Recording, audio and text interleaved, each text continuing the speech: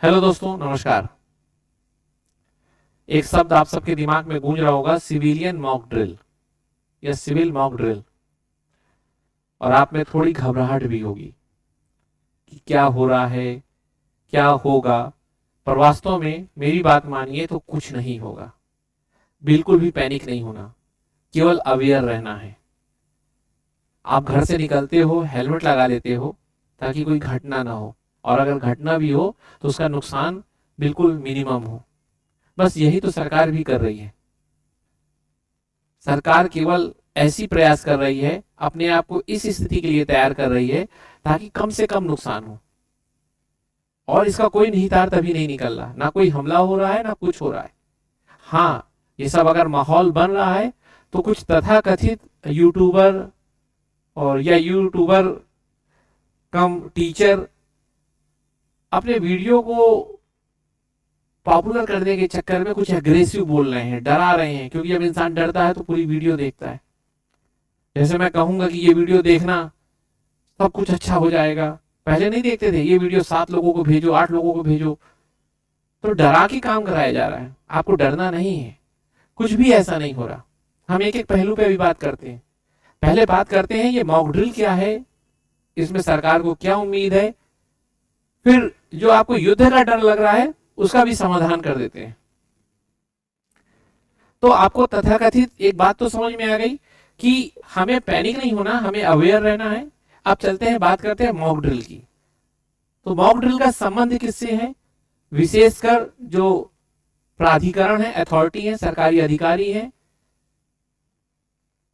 जो first line second line के force हैं, जैसे एनसीसी या सिविल जो लोग रहते हैं फर्स्ट लाइन में।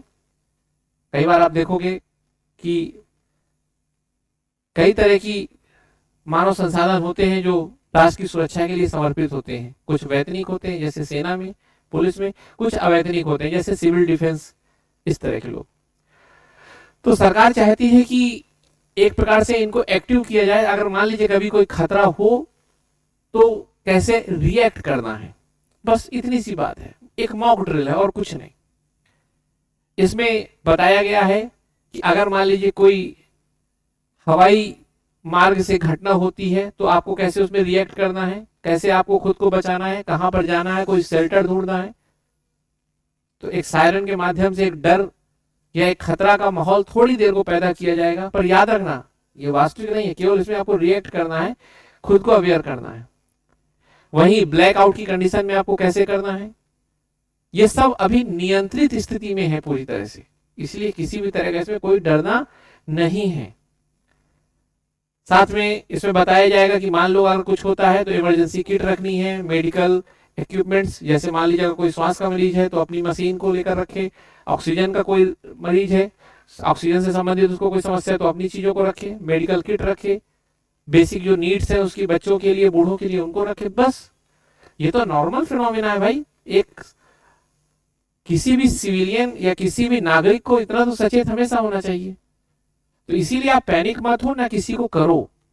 कई बार हम खुद को बड़ा अच्छा दिखाने के चक्कर में दूसरे को डरा देते हैं, तो ये नहीं करना।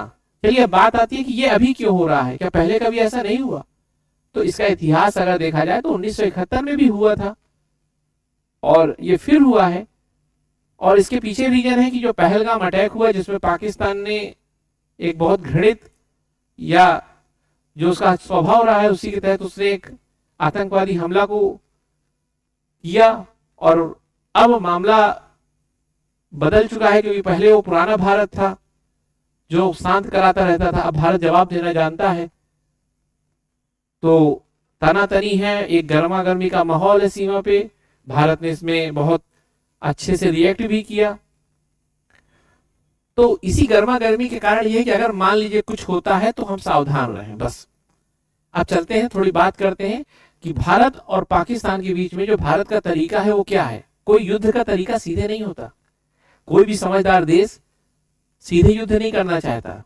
जीत वही सबसे अच्छी होती है जिसमें सबसे कम नुकसान हो, और युद्ध में नुकसान होता है, क्योंकि युद्ध में कहीं ना कहीं दोनों पक्ष को नुकसान होगा। और जब बात दोनों नाभिकीय शक्ति से संपन्न है तो एक डर भी रहता है, एक डिटरेंट भी रहता है। तो सेना का प्रयोग सबसे लास्ट स्थिति में होता है। और जब सामने वाला दुश्मन अंदर से ही इतना टूट चुका हो तो हमें उसी तरह की कोई स्ट्रेटजी अपनानी पड़ेगी, और इसी को कहते हैं सामरिक धैर्य, स्ट्रेटेजिक पेशेंस। भारत एक स्ट्रेटेजिक वे के तौर पे पेशेंस को फॉलो कर रहा है, क्योंकि वहां पर बलूचिस्तान में इतना मामला बिगड़ा हुआ है, खैबर में मामला बिगड़ा हुआ है, सूखे की स्थिति आ रही है, महंगाई पहले से थी वो बहुत ऊपर बढ़ने वाली है, तो राजनीतिक अस्थिरता से वो जूझ रहा है। तो भारत चाहता है कि वो अपने ही मामले में ऐसा उलझे कि खुद को बर्बाद कर ले। तो भारत कहीं ना कहीं एक अप्रत्यक्ष या नए तरीका का युद्ध लड़ रहा है, जैसे आर्थिक युद्ध। सेना में तो शायद सीमाओं पे जो घर होंगे, सेना होगी, वो प्रभावित होगी। आर्थिक युद्ध में तो पूरा देश प्रभावित हो जाएगा। वहां की जनता खुद अपने सरकार के खिलाफ हो जाएगी जब खाना पानी नहीं मिलेगा, और ये सबसे बड़ी जीत होगी। तो याद रखिएगा, कोई तुरंत युद्ध नहीं हो रहा, डरना नहीं है। Be aware, B citizen, don't be panic. Thank you, जय हिंद, गुड नाइट।